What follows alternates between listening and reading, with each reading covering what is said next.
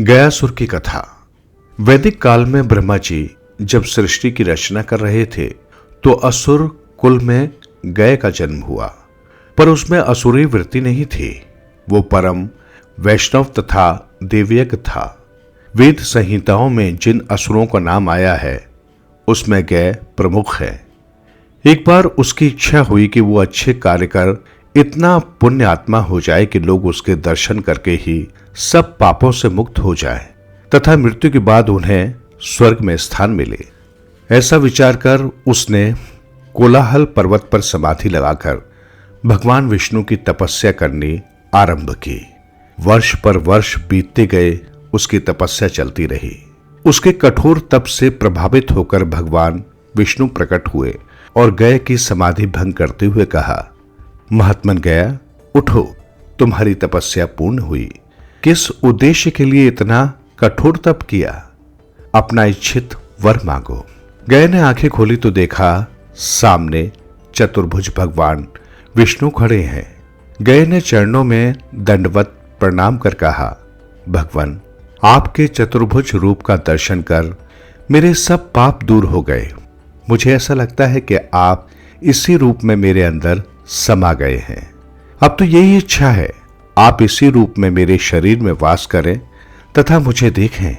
उसे मेरे बहाने आपके दर्शन का पुण्य मिले तथा उसके सभी पाप नष्ट हो जाएं और वो इतना पुण्य आत्मा हो जाए कि मृत्यु के बाद उस जीव को स्वर्ग में स्थान मिले। मेरे इस तप का फल उन सबको प्राप्त हो जो मेरे माध्यम से आपके अप्रत्यक्ष दर्शन करें।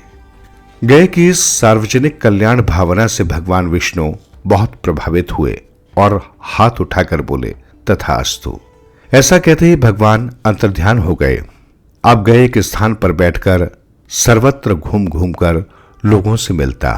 फलस्वरूप जो भी उसे देखता उसके पापों का क्षय हो जाता और वो मरणोपरांत स्वर्ग का अधिकारी हो जाता।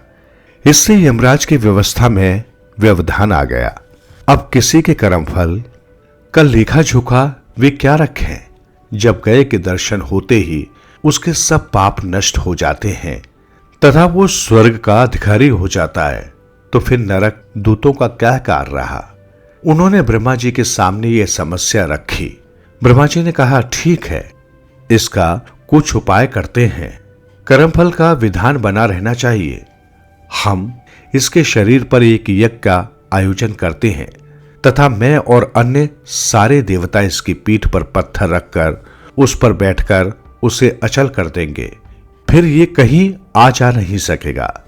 गाय की पीठ पर यज्ञ हो, ये तो और पुण्य का काम है। गाय ने ब्रह्मा के इस प्रस्ताव को सहर्ष स्वीकार कर लिया। ब्रह्मा जी यमराज सहित सारे देवताओं को लेकर पत्थर से दबाकर उस पर बैठ गए। अपने ऊपर इतना भार होने पर भी गया अचल नहीं हुआ। देवगणों को चिंता हुई तो ब्रह्मा ने कहा, इसे भगवान विष्णु ने वरदान दिया है, इसलिए हम विष्णु जी की शक्ति का आह्वान करें तथा उन्हें भी इस शिला पर अपने साथ बैठाएं, तब यह अचल होगा। ब्रह्मा समेत सब देवों ने विष्णु का आह्वान किया तथा अपनी और यमराज की समस्या बताई। विष्णु इस पर विचार कर जब सबके साथ उस पर बैठे तब कहीं जाकर वह अचल हुआ। विष्णु को अपने ऊपर आकर बैठे देखकर उसने देवताओं से कहा, आप सब तथा भगवान विष्णु की मर्यादा के लिए मैं अब अचल होता हूं तथा घूम घूम कर लोगों को दर्शन देकर जो उनका पाप क्षय करता था उस कार्य को समाप्त करता हूं। पर आप सबके इस प्रयास से भी भगवान विष्णु का ये वरदान व्यर्थ नहीं जाएगा।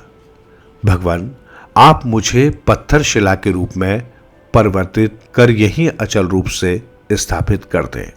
गय का ये मर्यादित त्याग देखकर भगवान विष्णु प्रसन्न हो उठे और बोले, गय, तुम्हारा ये त्याग व्यर्थ नहीं जाएगा। इस अवस्था में भी तुम्हारी कोई इच्छा हो तो वो कहो, मैं उसे पूर्ण करूंगा। गय ने कहा, नारायण, मेरी इच्छा है कि आप इन सभी देवताओं के साथ अप्रोक्ष रूप से इसी शिला पर विराजमान रहें और ये स्थान मरणोपरांत धार्मिक कृत्य के लिए तीर्थ स्थल बन जाए। जो व्यक्ति यहाँ अपने पितरों का श्राद्ध करे, तर्पण, पिंड दान आदि करे, उन मृत आत्माओं को नरक की पीड़ा से मुक्ति मिले। ये सारा क्षेत्र ऐसे ही पुण्य भूमि बन जाए। विष्णु ने कहा, गए, तुम धन्य हो। तुमने अपने जीवन में भी जन कल्याण के लिए ऐसा ही वर मांगा और अब मरण अवस्था में मृत आत्माओं की मुक्ति के लिए भी ऐसा ही वर मांग रहे हो। तुम्हारी इस जन कल्याण भावना से हम सब बंध गए। ऐसा ही होगा। इस क्षेत्र का नाम तुम्हारे नाम गयासुर के अर्धभाग गया से विख्यात होगा। इस क्षेत्र में आने वाले तथा इस शिला के दर्शन कर यहां श्राद्ध, तर्पण, पिंड दान करने वालों के पूर्वजों को जीवन में जाने अनजाने किए गए पाप कर्मों से मुक्ति मिलेगी। यहां स्थित पर्वत गयाशिर कहलाएगा। गयाशिर पर्वत की परिक्रमा, फल्गु नदी में स्नान तथा इस शिला का दर्शन करने पर पितरों का तो कल्याण होगा ही, जो यहां इस उद्देश्य से आएगा उसके पुण्य में भी श्रीवृद्धि होगी। भगवान विष्णु से ऐसा वर पाकर गय संतुष्ट होकर शांत हो गया। बिहार प्रदेश में स्थित गया पितरों के श्राद्ध पिंडदान का महत्वपूर्ण स्थान है। यहां स्थित विष्णु मंदिर के पृष्ठभाग में पत्थर की एक अचल शिला आज भी स्थित है। जो जन कल्याण के लिए अपना जीवन समर्पित करते हैं, उनका यश ऐसे ही चिरकाल तक स्थायी तथा स्थिर होता है। जो केवल अपने लिए न जीकर समिष्ट के लिए जीते हैं, उनका जन्म मरण दोनों सार्थक होते हैं।